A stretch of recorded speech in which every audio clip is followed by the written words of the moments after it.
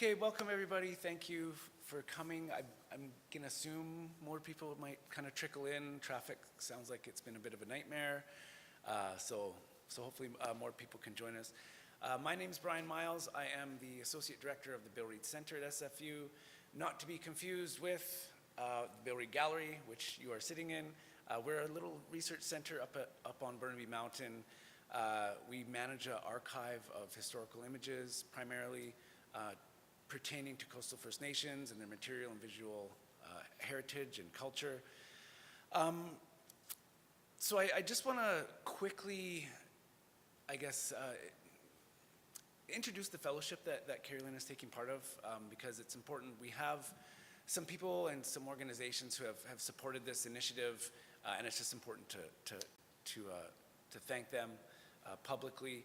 So I just want to start by thanking SFU, the Faculty of Arts and Social Sciences. They've given us a grant through the Reconciling the Curriculum grants that they provide, which has helped support the Bill Reid Center's visiting fellowship.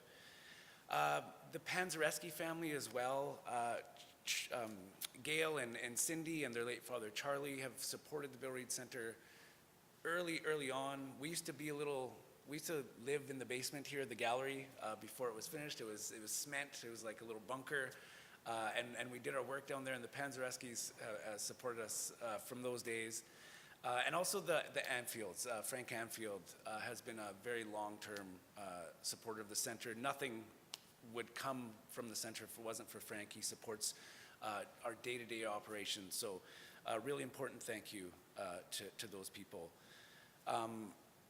And just finally, I just want to say a little bit about the fellowship. We've envisioned this fellowship, and we're always trying to keep it going.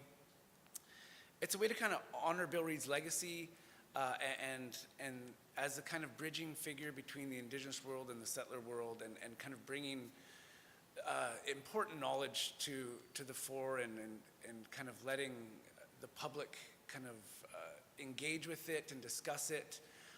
So it's kind of in that spirit of Reid's legacy that we really envisioned this, to bring people like Carrielynn, artists and scholars and activists and established scholars or students into SFU and hold their knowledge up in a way that universities often have not in the past. Universities have often been places that marginalize Indigenous knowledge and push it to the sides, and that's what we're trying to counter with this fellowship. So with that being said, I'm going to turn it over to Carrielynn and allow her to give her amazing talk. And it's been so good to work with you for the last 4 months. I'm really happy I got to know you.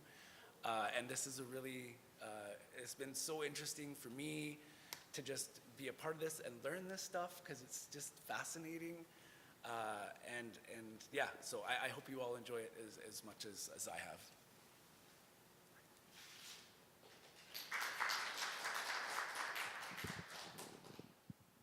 Check. XwChí XwChí XwChí Haitep tuet Hulilamet Tlachulalt Alu with heel Telsqualowals Lemsiais. Thanking you from my heart to yours for making time tonight to come.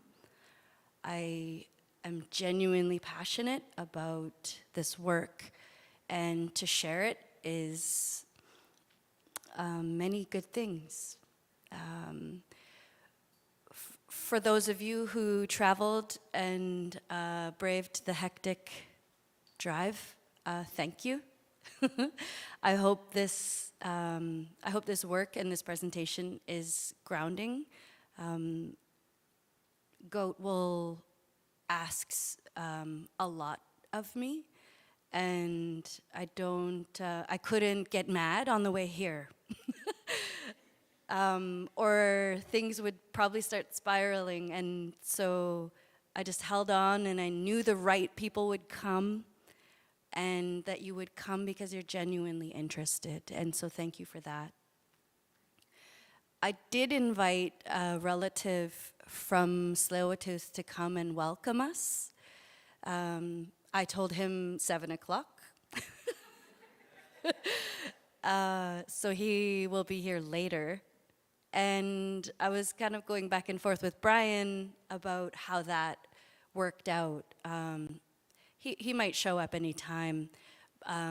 But traditionally speaking, when we have a presentation of some sorts, sharing, we'll hire somebody to respond. We'll hire somebody to provide their perspectives, their teachings, their understanding of what we've shared with the people. And so I'm hoping that's the organic kind of turn of events that we might have this evening. So we'll expect our CM from Tsleil-Waututh to come at some point. But I think first and foremost, recognizing the ancestors and the living people of the Musqueam, Squamish, and Tsleil-Waututh. In particularly, I just want to share my gratitude for this space and this place and this time. I was hiking the other day down by the river, and there was these fellas who'd never been to where we were until that time. And they were just in awe of the pristine values they found there. What I was experiencing was different than what they were experiencing, because my immediate thought was of all the loving ancestral hands who tended to that place, and the hard work and the hard lifestyle that kept the land that way for so long. We have it easy, we have it pretty comfortable, and we know for a fact our lifestyles are contributing to the state of the planet. Do we want to pack around that guilt and let it weigh heavy on our heads? I don't think so. But we can make these small changes and have these important conversations with each other. I wished I'd had a conversation with those fellas just about giving something back. Sometimes reverence, respect, adoration, love is really what's needed. And so even to appreciate the beauty of something from a heartfelt place is a form of giving back. But there's so many ways we can give back. SFU's been extremely generous. Brian has been so helpful.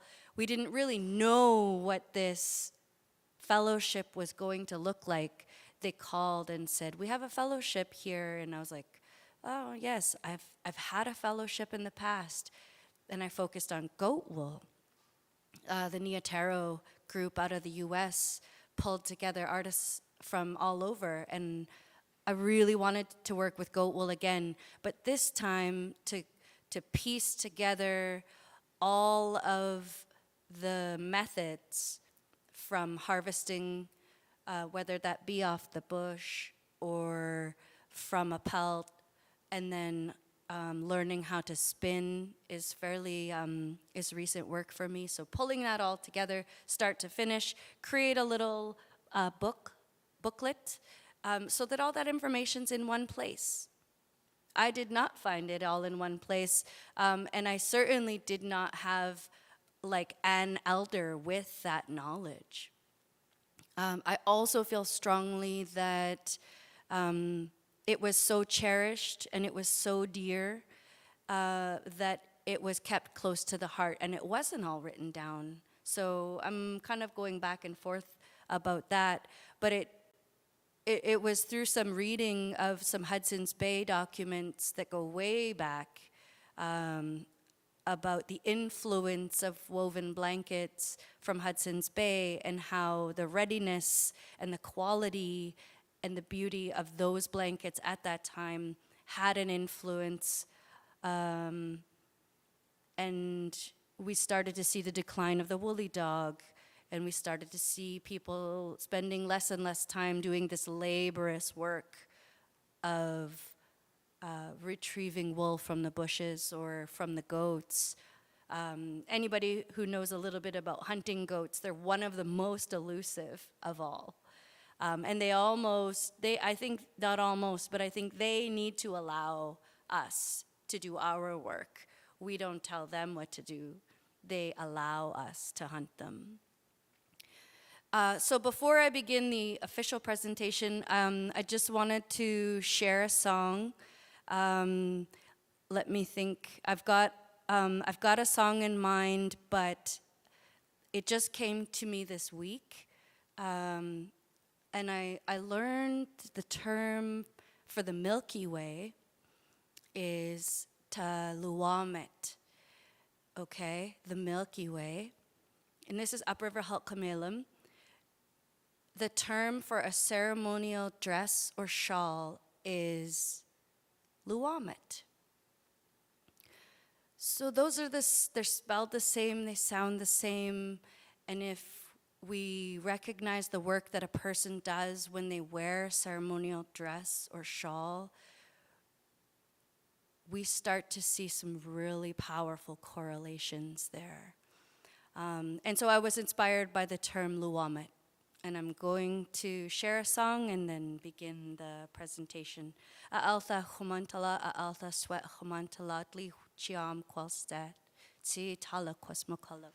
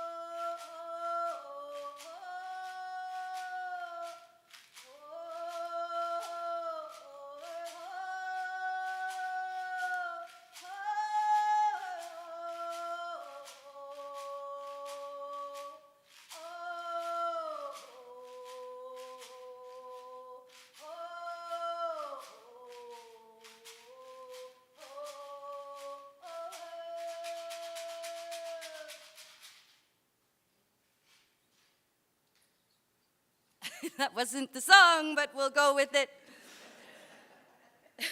Taluamet. Luamet is the word that's supposed to be in the song, but we're going with the flow tonight. Xw'Xmantalot XwChí, alta Xw'Xmantalot. My identity is Xw'Xmantalot, and this ties into who I am and where I come from. So picture traveling east, all right? We're going east, we're heading to Chilliwack, we're moving into the valley towards Hope, and Cheam is there, and she's big and beautiful and majestic, okay? Cheam's name is XwChí, and it roughly translates to like a glacier or a place where you can resaturate your foods. But she's a transformer. She has XwChí, she's alive. And she has 3 daughters and 2 sons, and a sister that we know of, and a couple of sister wives, and that story goes on. But she has 2 daughters who can see the river with her. She's very high. And her daughters, 2 of her older daughters are also very high, and her youngest daughter cannot see the river, and she's forever crying about it. And her name is Xmatia. Inside that name is Cham, and Cham is crying, and this word is also found in the prefix of my name, Xw'Xmantalot. And so it's my understanding the name comes from that place, and it's been changed and added to, and I am tied to that place. So we have goats in that mountain range, and we went years and years without seeing goats in that mountain range, but we always shared that XwChí, those stories, those tales, those rememberings. We always shared the XwChí, which is the origin of the mountain goat people. And so with that came the questions of where are the goats and where's the wool and how do we get it? And so I grew up hearing things like it's on the rocks, it's on the bushes, it's the goats, they shed their wool and their hair in the spring, and you can find it there. But up until recent years, not once ever did I see a goat in that mountain range. And so we started to wonder where they were. Are they there and we can't see them? Is their food source disrupted? Do they dislike the helicopter traffic? Like, what's going on? But the question was big inside my heart, and I needed to know. I needed to know where they were. And I always wanted to track a goat, because in this XwChí, in this old story, it begins with a young hunter tracking a goat. And then he saw 2 sets of tracks. And as he was following those sets of tracks, he happened upon a meadow, and he followed those tracks to a bunch of big boulders, and there was suddenly human footprints. And off over a boulder, he saw 2 young ladies. And those 2 young ladies were fully presenting as humans, and he could see their goat robes off to the side. They were sunning themselves on those stones. And when they saw him, they quickly put their robes on, and they carried on up the mountain. And he followed them, and they arrived at a crack, a cave opening, and he followed them there, and he made a strong relationship with those people, those goat people, and he eventually married one of them. They had children, and one day he had this really strong longing to go back to his mom and dad. He was curious if they were still alive, and he asked permission from his wife's father if he could go and bring their son and bring his wife. And the father granted permission, and away they went, but he warned him that the elevation change would cause some trouble physically. And so when the little family started to arrive down at the elevation of the village, the mom and the son, their noses started bleeding really bad. And he was kind of spotted by somebody, and he waved them down, and he said, go tell, my mother so-and-so, go tell her I'm home. And that child was like, I know you were gone a long time ago. I've only heard stories about you. You're dead. And he pulled a satchel out of his pocket, and he started to pour meat from his satchel. A satchel only the size of his hand, and the meat kept coming.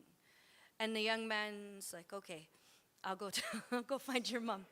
And so he goes and he finds the mom, and she's blind, and the father is blind. They had been crying for so many years for their son. They'd gone blind. And she says, if it's him, bring him in. And as they went down into the pit house, the wife and the son collapsed.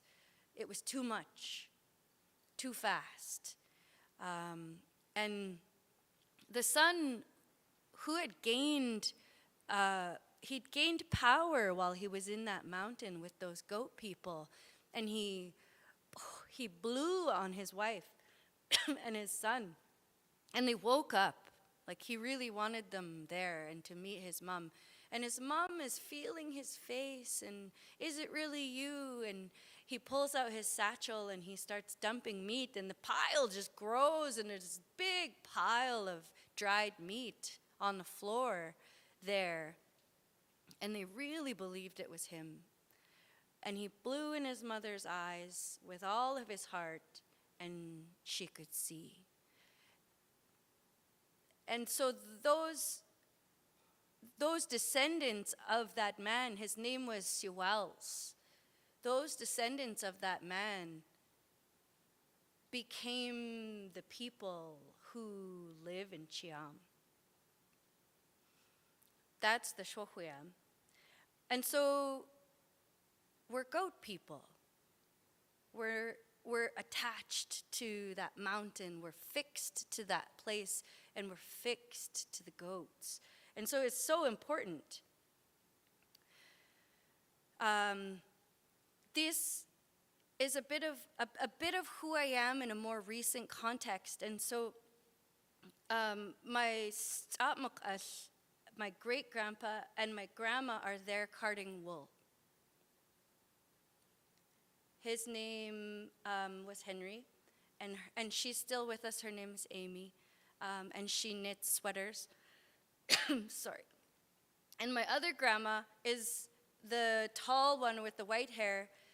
She's passed on a number of years ago, but she always knit and crocheted blankets for everybody as they were babies and then as you were an adult. So everybody, child, grandchild, great-grandchild, we all have these blankets that Grandma made. And so this importance of working with your hands, start to finish, it's like I grew up knowing it, and I longed for it. I learned how to knit, and I learned how to crochet, but it didn't captivate me like how it does some people.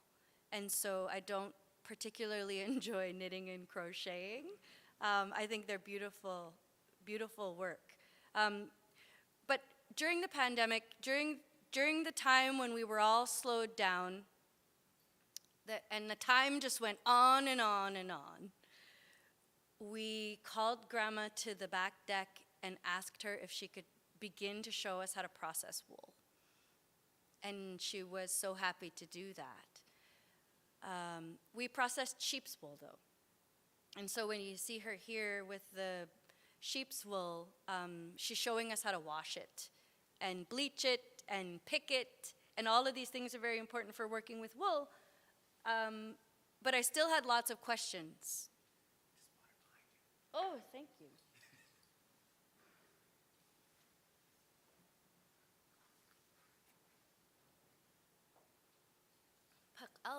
Pak'alko. It literally just means white wool, but it's the name for the female mountain goats. So their name is closely tied to what the human uses are. I put together this little picture on my iPad because I was dreaming about this moment. I was dreaming about how wool looks like star clouds.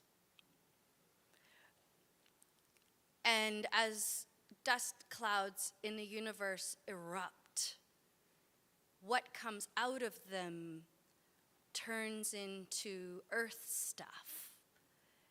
And I really believe it's all the same stuff. Like, it's actually science, so let's all believe it. But what I think is interesting is that the mountain goat diet consists of minerals, elements in a raw form. And so this summer, we were up high in the mountains following goats, and we found one of their mineral licks. And there was like a slope that came down from like the highest part of the mountain. I think they call it like a foot in English, like the foot of one of these mountains. And then there was like a quick drop off there, maybe 20 feet high, and like 10 feet wide, and the whole thing looked like it had been repetitively licked clean again and again and again. So there's all this moss and rock and grass and plants, and of course aged rock. But then there's this like licked clean cliff. And so I started to wonder what are the constituents of wool? It is valuable traditionally, but I love to know what makes it valuable. Like, what's the stuff? What's it made of, too? And sure enough, there's copper and phosphorus and gold and silver in this wool, depending on where they're going and what they're licking. And their horns are actually made of the same constituents, like they're made of hair. And we were kind of drilling them out to make stuff with them, and you get a certain ways and it starts to fray. Like at a certain point it's shiny. I don't know if you can see this is a horn bracelet and it's a little bit shiny, but if you go down too far it's just a bunch of frayed hairs. So cool. Anyway, all the little things we find along the way. So in that time when we had a bit of freedom and we needed somewhere to go, we thought we'd go look for goats. But where to begin? Because we hadn't seen them up on the Cheam range at all.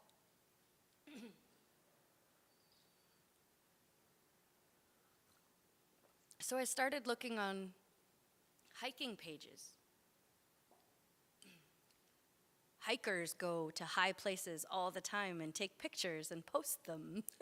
So I started following hikers who were in and around the Lower Mainland or like northern Washington or out in Xémóntalot. Where are the goats? And sure enough, we found some. And there was a place to camp, and the goats would go there. And it turns out they really like human scent and waste. They're just into the minerals that much. But we packed up our overnight backpacks and our trekking poles, and away we went. And it was like an 18-kilometer slog up this mountain. And when we got to the top, there was still snow. So it was the wrong time of year. It hadn't even really warmed up. So we stayed the night and then we left, and we said, we'll come back in a couple of weeks. And we found out that you can actually get a ride up there. But it costs like a bit of money to get there. So we arranged for a ride and we went back, and we walked all day. No goats, no wool. And I was like, wow, we really came a long ways. But there's this frame of thought that we know of where you're essentially like opening your heart and your mind before you can even see what's going on.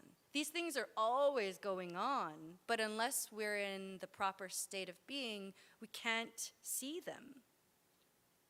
So we did that work, and we like set ourselves, and we washed ourselves, and we like put our prayers down, and we went again. And guess what? There it was, in all the same places we'd been the day before. So exciting. The wool was there. And so we started to pick it.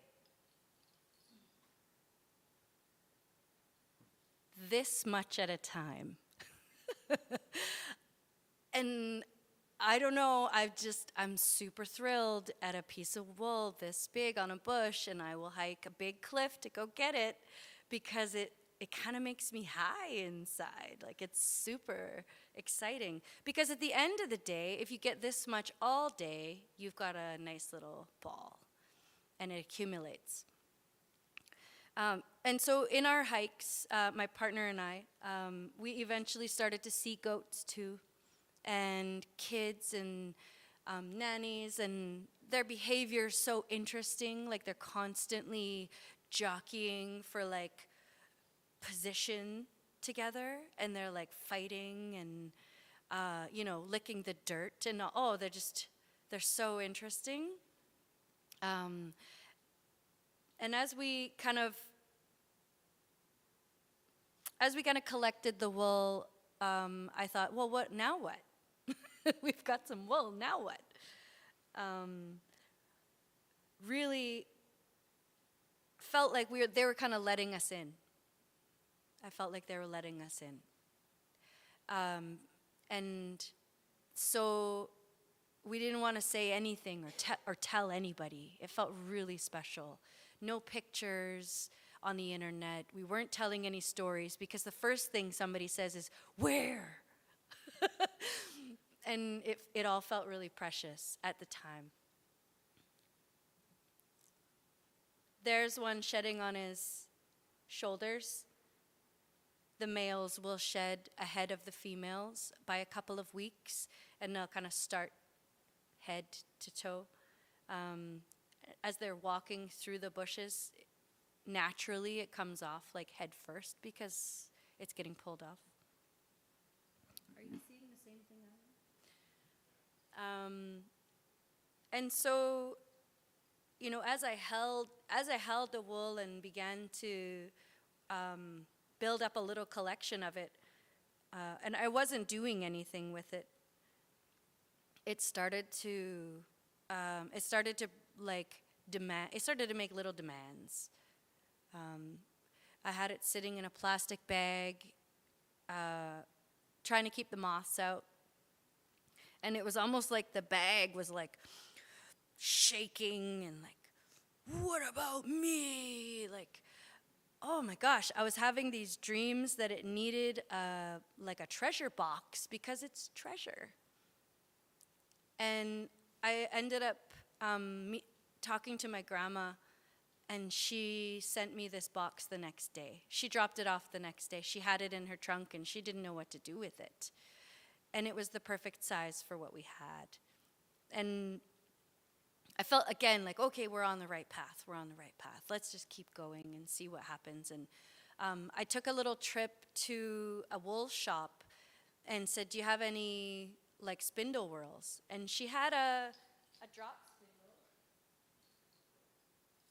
It had a little drop spindle. And I didn't know how to use it, but I said, I will learn. Everything's on the internet. And so I took it, and I figured out how to spin wool. And so I was spinning wool, and I was like, okay, now what?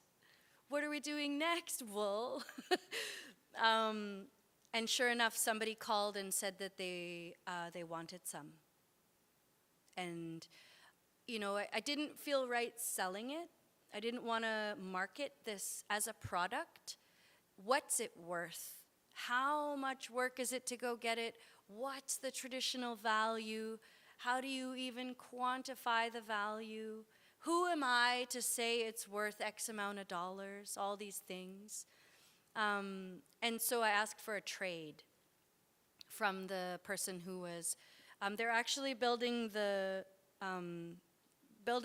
one of the first hand-carved horn Xémóntalot, a rattle carved from a sheep horn with goat wool in like 100 years. Like, nobody was making them this way anymore. Everybody had switched to sheep's wool, and a lot of them were made with deer hide, like the rattle I used earlier, or they were using like metal or wood. And I asked for no photos of this because it is a ceremonial object. We're trying to wake it up a bit, but we also recognize that we're not kind of paving a way for anything. We're just carrying on, you know? We're just carrying on. And I started to wonder about where else it would go and how else it would go, but I was getting ahead of myself. And so I would only spin it when it was asked for, and I would kind of hold on to it. And sure enough, people would come, or I would like have an idea and it would go and come in and go in. And every year we'd go out and get a little bit of wool, and then we'd do some spinning, and it would go again, and it started to flow. The wool started to flow. I feel like in the conversation that we had with the ladies who came to one of the wool workshops about value, that we didn't land on anything. We just know that it's really valuable. And that's, I think that's got to carry on. I feel like there's the store-bought stuff that looks really pretty and tidy, you know, and maybe it's synthetic, or maybe it's a mix of synthetic and sheep wool. But it doesn't hold the same value as this. And so maybe we'll answer that question someday. But what I understand about how it used to be sold is that it used to be sold by the 2 handfuls. And somebody would offer you something for those 2 handfuls. So maybe we could start there. But I'm not really in a rush for it, because it moves. It moves. Feel that language is very important when we're using these, when we're using the tools and working with the wool. And so I've done a bit of research about names, and the Salish languages they're a polysynthetic language, and by that I mean they're made up of morphemes, and those morphemes are put together to form a word. So a lot of times a word is actually a term. And so when we're picking wool, just cleaning it up a bit, the term is Xw'chí, and Xw'm just means fast, and tses is a hand suffix, fast hands. We were cleaning and pounding with the U pounder here. And while we're pounding, you can hear a bit of like a tum-tum sound. And I was working with a carver who said that he was instructed of a song that had a tum-tum word that repeated in it. And then I came across, I actually spoke with Diana Kay at Seabird, and we came across the tune Tum-Tum Halq'emeylem. And so Halq'emeylem just means kind of around and around. And Tum-Tum Halq'emeylem, to the tune of pounding the wool, keeps you in headspace, allows a frame of mind while you're working. And a lot of, not just ceremonial things, but kind of day-to-day things, or methods of working have these songs to them to keep us in a frame of thought. XwChí, the name of the tool, XwChí. Quack is just like the sound of hitting something. XwChí is like a stick that hits something. XwChí, the repetitious beating tool. XwChí, we have some diatomaceous earth. Tachelt is the carding, and the tach just means like sticking between.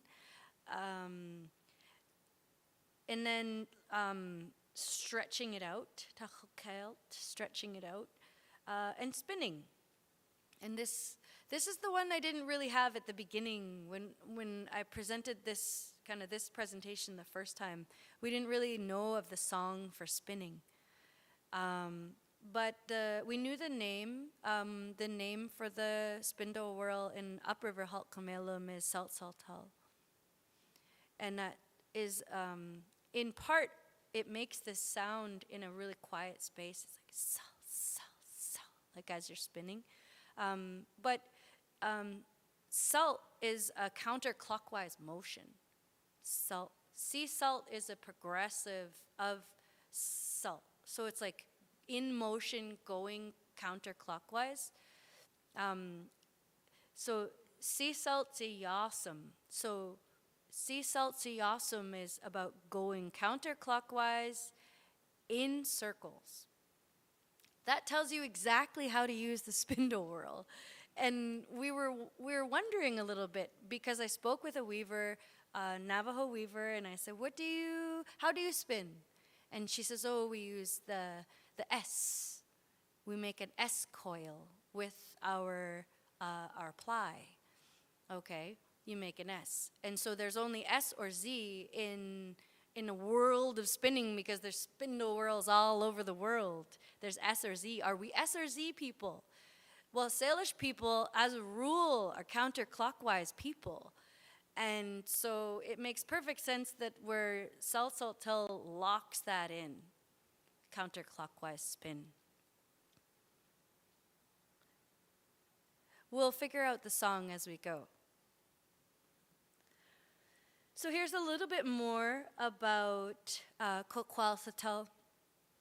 It took me a couple of years to put this piece together. There wasn't a lot of information about these wool beaters, but there's pictures of them around. And they come in a few shapes and sizes. All I really knew was that they come in hardwoods, primarily in yew. Yew is hard to find down where we are in the upper valley here, upper valley there, down over there here. So, hey, sorry, oh my gosh, thanks for coming. The thing was, I had a fella who wanted to do a trade with me. He asked for he wanted something painted, and I said, sure, I'll paint that for you, but I have a request, because he was logging at the time. I said, keep an eye out for a yew tree for me, about so big. I could really use a piece about so big. And he's like, okay. 2 days later, he found it. And so I stood it up in my house. I stood it up in my house, and I thought, I'll just picture it until it comes out of that wood, and then I can sketch it out. But my partner got anxious about it and took it to the shop and started to cut it out. And it was really rough. You can see in the picture where it's laying on the wool that there's this like rough version. And I was anxious to use it then and there because I had a bit of wool. And so we tried it out, and I thought, oh, it's got to be rounded on the bottom so that it doesn't cut the wool. It's got to pound the wool so that the fibers stick together, and it's got to pound all that clay powder into it, but it can't cut the wool. And so we rounded it all, and then we gave it a bit of a bend and a bit of a handle. And they always have a figure on them, and I wanted mine to be a duck. And I haven't done anything fancy there, because if you've ever carved yew wood, you know it's really hard. And so it was partially finished, and then my brother came along and was like, hey, do you want me to do that? And I said, yeah. We're just looking at it because it's so challenging to work with. And so after he took a run at it, it started to look more like we wanted it to again. And then I started using a belt sander and fixing it up. So it's really strong. And this tool, I understand, historically had a number of purposes. it wasn't just for pounding wool, it had multiple purposes. And if you could imagine, on occasion they needed to be used as a weapon. And yew has this like supernatural aspect to it. So when we talk its name into it and we sing into it and we breathe into it, it wakes up and it becomes a part of our work. XwChí. There's a little demo.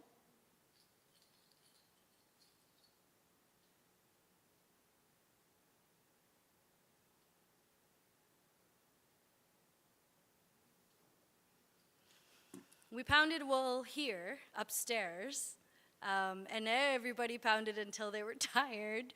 It's a very tiresome thing, but we can also, in 20 minutes, 30 minutes, an hour, see these rapid changes to the quality of the wool. It gets whiter, it gets fluffier, it starts to stick together. So it's kind of an exciting process. I don't know if the contrast allows you to see the difference between the two there. A little bit of contrast there. At one point, a gallery came and they offered me a spot in a show, and I was super interested in this diatomaceous earth and processing clay into powder, and I made my piece for that show about harvesting, basically following an oral history trail to the clay and then processing the clay. So a bit about that is that there's just a small number of locations where clay that had been used in treating wool was found, and in those places it appears different. So some places it's black, some places it's gray, but you cook it, you form it into these little balls and put a little hole through it, put it on some sticks and roast it over a willow fire, willow wood.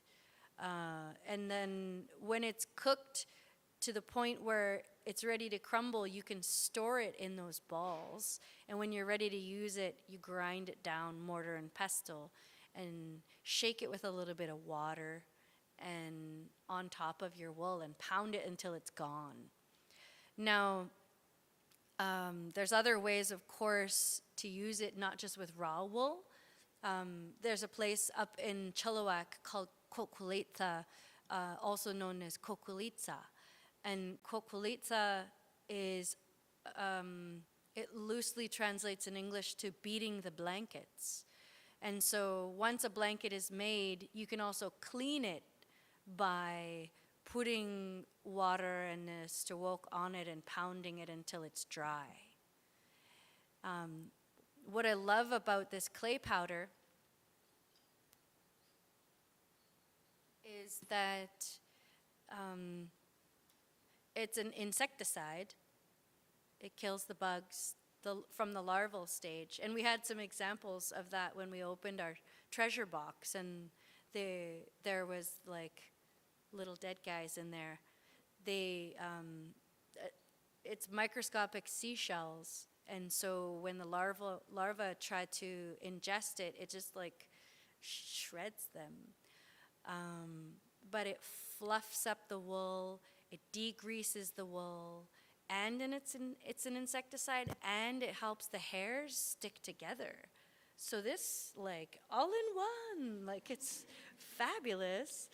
And even though I had learned, as you saw earlier with my grandmother, about washing wool, I was really cautious not to just go to the store and get the sunlight and the hot water to treat this wool, because it doesn't have lanolin in it. So it behaves differently in water with soap.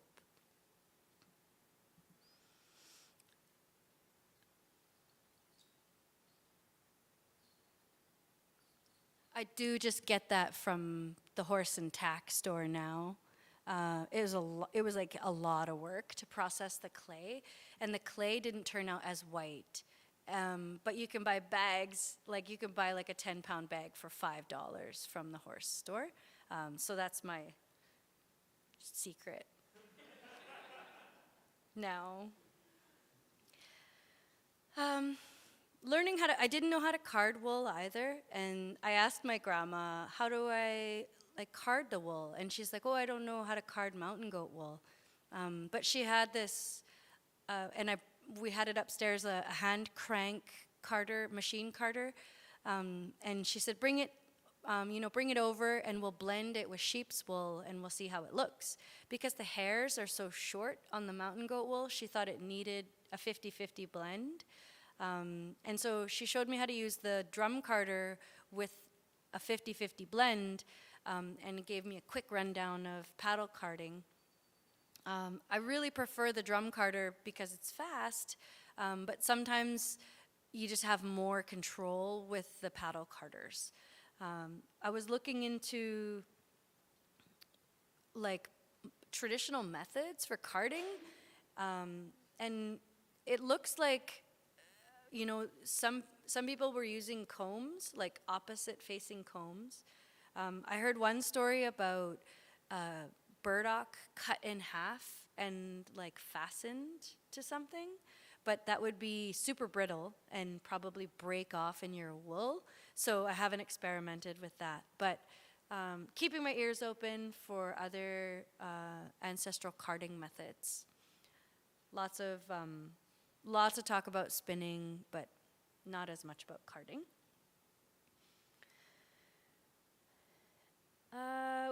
We did some work with spindle whorls during the workshop series, and Tracy, I'm just gonna mention that Tracy brought some other types of spindle whorls, and we tried them out, and really learned like what we need to have.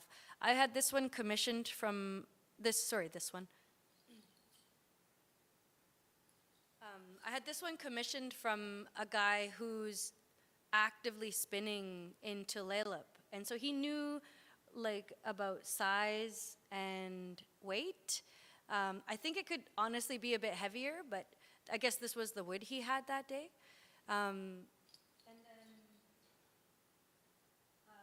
I commissioned this big beauty as well, but I can't use it.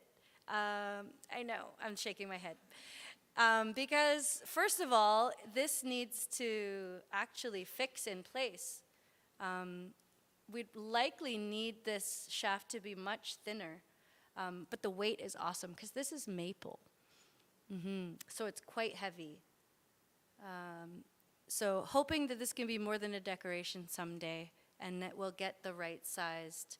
I think even if we tapered this a bit, we could use it. If we tapered both ends, we could use it.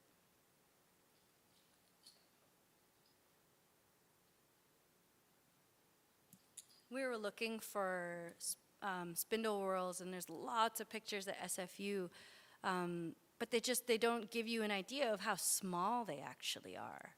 I think the red one is even a bit on the big side, and we probably have to round the edges, because what we found when we were experimenting with different spindle whorls is that you need to have a rounded edge, otherwise it cuts the wool. Of course it does. But we need to do these things so we know, because there's, maybe our ancestors are beside us, but they're like, like you can't do that. And we'll just learn as we go. But someone, again, much like your sword or your carders, would get very attached to their spindle whorl. And so as I was kind of digging around in archives and reading stories, I came across some history about women either being sent their spindle whorls after they'd passed, or they were buried with them. Like they say, you really don't take anything with you when you leave, but maybe you get to take your spindle whorl. Because the root of the word for woman is about weaving. And the first time I started to figure that out loud with others, somebody said, "Oh, is that because women weave our families together?" And I was like, "Oh man, that's beautiful." I don't know, but also you're gonna wear you're going to wear what a woman makes, and you're going to share what she makes, and you're going to use it to eat and live and, divide your rooms and protect you in the rain. And so weaving is more than, it was woven right into the name of women.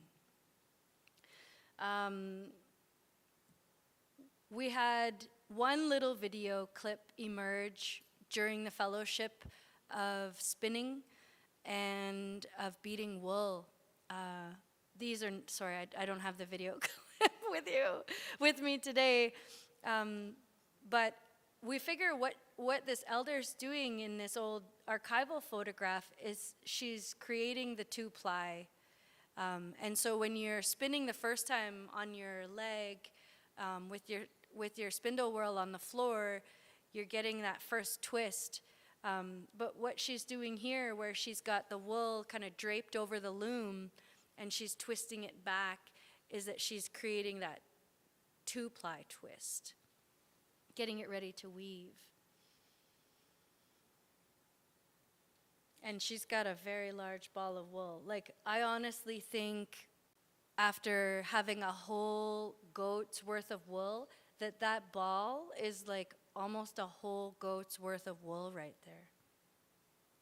She's a pretty rich lady. This is blurred out because the next segment of the presentation is really gory, and it's about stripping goats. So I'm just going to pause right here and invite anybody with a weak stomach. If you don't want to see this, now is your chance to make your way. No shame, no judgment. If you don't want to see the gory goat, you're more than welcome to leave. Awesome, you guys are troopers. Yes. I had the opportunity from a young hunter to acquire an entire goat. And I said yes. And I was ready to just drop everything I was doing and go pick it up. And he said, well, what do you want? Like, what do you want from it? And I said, I'll take everything except the meat, because our people are goat people, we won't eat it. But we're gonna honor every other piece we can get. We want the hooves and the marrow and the wool, of course, and the skin and the brains and the horns and the teeth, right? So away we went.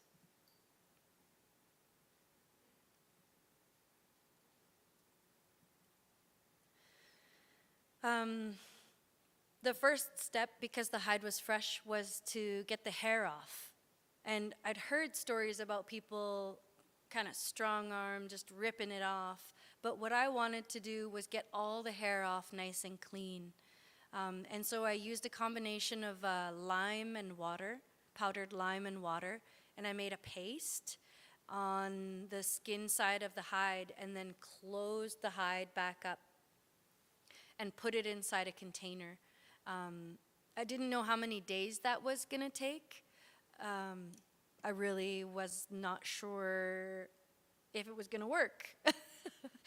But we have a little lake.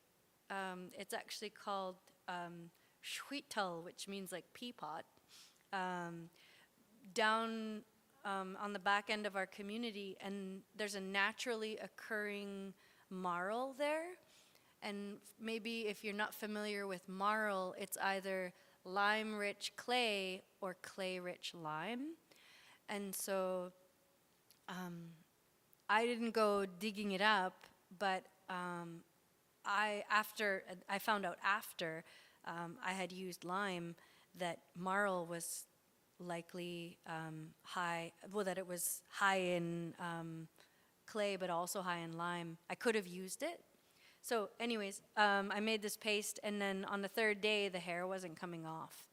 And I was kind of getting anxious, but I put another layer on once a day, every day, and then on the fourth day, the thinner parts, the wool started to come off. and not stick to the skin at all. So here's some examples of where the wool had been pulled off. You can see the skin is left completely clean. And so people say, well, wool off the goat, is it wool, is it hair? I'm pretty sure it's both, because they've got coarse hairs and they've got wool. And so all the little kind of brown pieces that you see there and that still show up,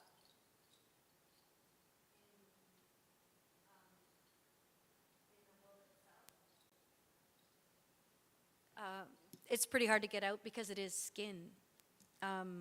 But I got 3 like full-size garbage bags of wool off of this male goat. And I got him in May, and so he hadn't shed his winter fur yet. So we were ready to rock. We're like, what do we do now? I laid it all out and let it dry a bit, and then immediately started the process of sprinkling the water and the powder on it and beating it.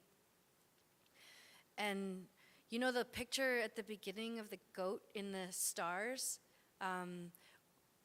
When you're pounding it and it starts to move, it really looks like giant clouds just kind of floating.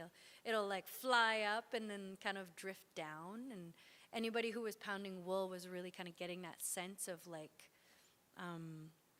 how it floats in the air while we were pounding.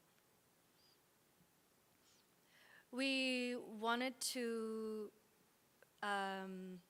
acquire the horns off of the skull. I wanted them so bad, and I had to like shut the part of myself off that was kind of grossed out or whatever. Like, this is a beautiful thing, like this is a gift, let's go. And one of my friends said, well, you need to drill out the part that was attached to the head with a Dremel.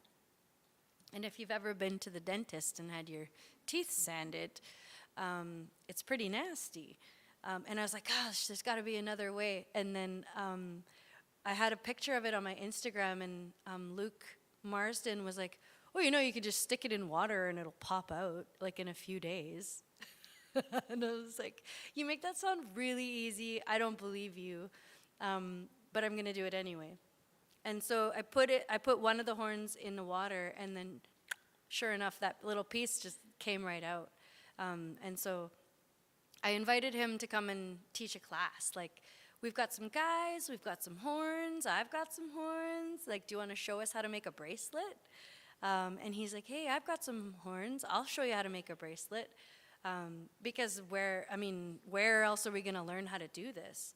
And so he came out to Chilliwack with his horns, and we pulled all our horns together, and he gave us this like 6-hour workshop on how to make bracelets. We all worked very differently, and like it's a super time-consuming process to carve it. So we pretty much just got them to the form that they needed to be, and he had to leave. And so it took me a couple of weeks with the Dremel carving on my own. But wow, the horn itself is something else. And like I said, it's basically made of hair.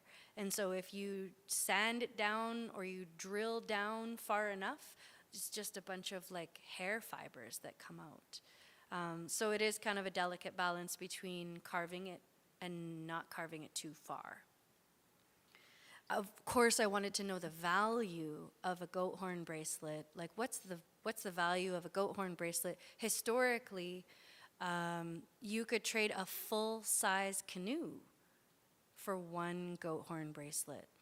And so I've got some friends who make canoes. They sell a full-size canoe for $20,000. So we were pretty excited with the outcome of this workshop. I came out with two bracelets, and then we started to think, let's learn how to make spoons because, spoons tell stories too. And then, we're out on the internet looking for more horns that are just kind of racked on a wall, and maybe we can get those off and work with those. It turns out they get really brittle if they sit, so it's better if they're fresh. But that was a super, super cool experience as well. This brings us to the end of my slideshow. I can see some people are getting ready to go. I totally want to thank everybody again for participating. As you can see, there's so much to it, right? A lot of the history is kept in pieces among the people, which is very common. And some of the pieces of history are missing. And I always feel that, we can be conduits if we open ourselves up and we pick something up with our hands. And Deborah Sparrow often brings that up. And so the first time I had a bag of goat wool, I brought it to her and I said, "Do you know what you could do with this?" And she says, "No, but I'll ask my, I'll ask my ancestors. I'm just gonna sit at the loom with it and we'll see what happens." And I was like, "Oh, you could do that with like anything. If we really, really, really need help, we can ask for it." And I wasn't sure if I was pounding correctly. I was just using that method. And then we saw the video, and it's like a 10-second clip from 1928 of somebody pounding wool, and it turns out I was doing it the same way she was. And so kind of locked it in, like I trust these things. I certainly think that there's going to be a lot of store-bought wool and tidy weavings going forward, but it would absolutely excite me to see these old, bubbly goat wool weavings come back. I want to see them so bad, in capes, in dresses, in XwChí blankets, in aprons. We want to see them on rattles and doing their work. And that reverence and that love that we have for them is an important part of them coming back. Not this summer, but the summer before, some hikers spotted goats on the Cheam range. And I was like, no way, like really zooming in on, is that the right mountain? Are they lost? What's going on? And so this year we went looking for them. And we fed them and we sang to them and we cautiously skirted around them as not to scare them. And lo and behold, they started following our guys around. Our guys, they were really into whatever the guys were doing. And the guys came upon an old mine that had been left a total mess, a copper mine at the back of the range. And they said, "We got to clean this up. We got to clean it all up. I don't care what it costs. We got to clean it up." And our band put forward like $50,000, paid for the helicopter and the hands. And those guys went in there one day and they had like angle grinders and they were just like cutting all the metal into smaller pieces. And they filled up a shipping container, a large, like one of those open garbage shipping containers with the junk out of that mine. And guess who sat on the hill and watched them all day? One of these male goats in the range. They were saying at one point, like he was kind of kicking rocks at them, but he was probably just watching his own back, right? Or saying something nice. If you've ever had an uncle that doesn't say something nice and says something nice, you know what I mean? Like he says something mean, but it's nice. Maybe that maybe that goat was saying that. But I really do love and appreciate everybody who took the time to come. I also want to appreciate that Gabe's here and that I invited him to come and share with us as well. So if I could invite you forward.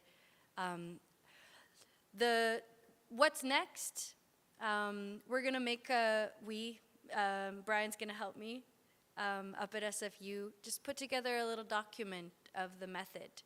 Some pictures from the workshops of our hands and what we were doing, and some descriptions. But we are 100% going to use our language to bring this forward.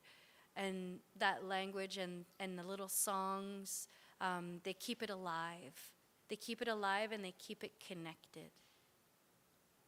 So really excited for all of the ones who came to the workshops, for Brian, and on all the little tasks that you do that made things come together so nicely. Yeah, and everybody who came tonight as well. Xémóntalot.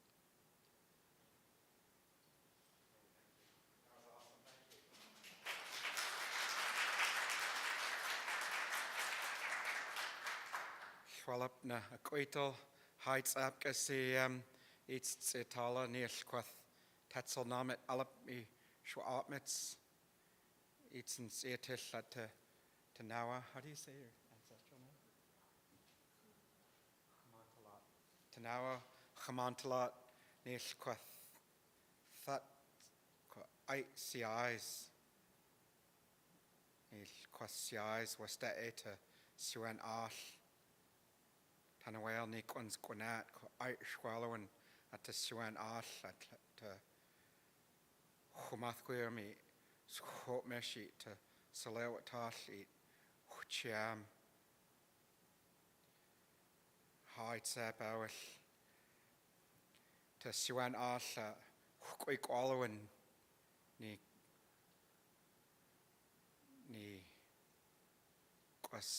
Gwanats to CM Schwallowan to XwChí at to Pedagogies the CIs Heights Apka. I want to thank you for inviting me here tonight, Carrielynn, and I missed the beginning, but just hearing your work and seeing what you're doing, it's very powerful and very moving. And I come here with gratitude today for the Musqueam ancestors, the Squamish ancestors, and Tsleil-Waututh ancestors, and your ancestors as well from Cheam, and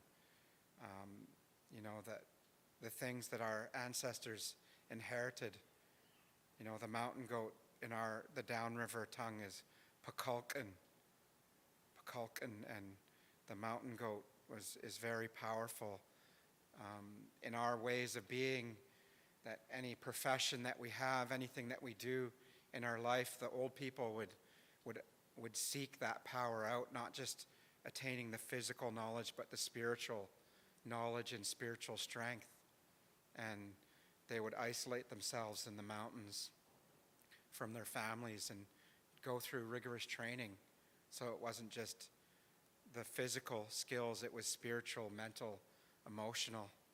And one of the most the richest, they would say, was the wealthiest power was if you got the power of the mountain goat, the Pedagogies. And it's something that, not richness in a Western sense, although that was part of it, this did represent a lot of monetary wealth, but also richness of teachings, richness of spirit, richness of, especially in our Coast Salish culture as Coast Salish people, that's a linguistic term, but as Huelmach people, it's a richness of generosity was the important thing, and that's what my sister here, Carrielynn, she's very rich in her knowledge, rich in her spiritual strength, and rich with how she shares that as well. And so, and the mountain goat was very powerful. Like I said, those that attained that power were very high status people, very important, strong people, and they helped our people a lot. And so it's a good feeling to come here and to sit in this medicine, to sit in the strength of this wool, and to hear the journey and the process. It's quite moving. So I want to thank you for that, and again, just acknowledging the ancestors of our people here. And I want to share a song of thanksgiving as well. Oh, Lord.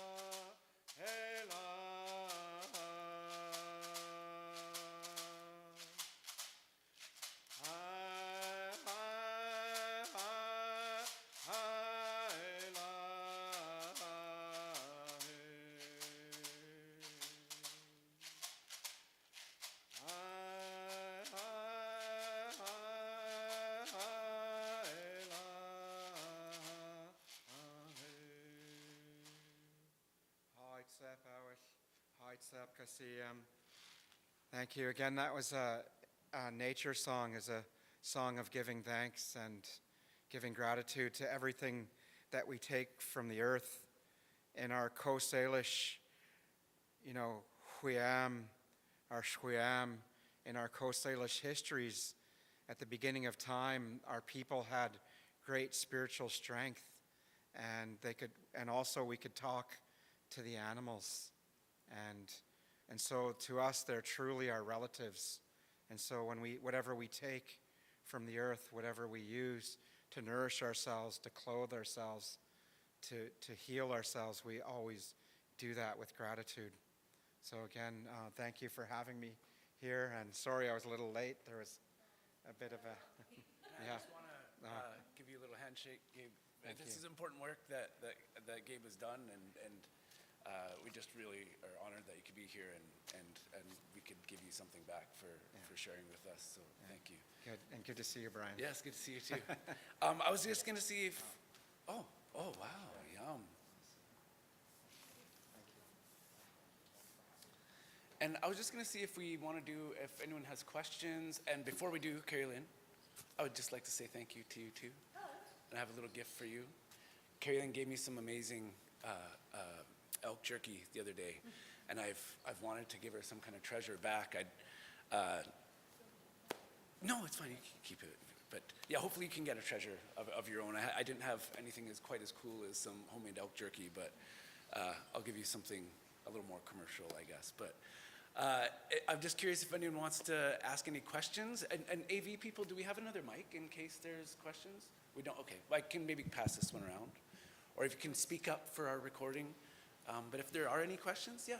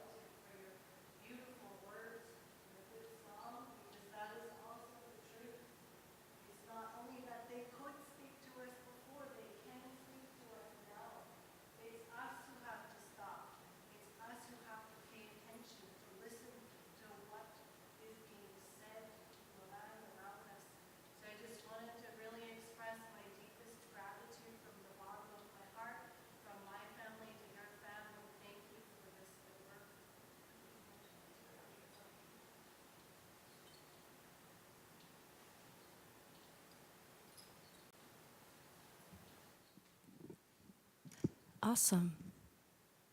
Xémóntalot, you all. And one foot in front of the other. I love that. Really good words to remember that they're the teachers, to remember that they're the high ones. They're up there, and taking care of their habitat is also taking care of them. And I think that means we need to set places aside for them as well. And in Cheam, we're working on that. Now we know where they are and where they like to go, and the ranges aren't very big, like 25 square kilometers or something like that. So that means they're very particular about where they are, and they like to be where they are.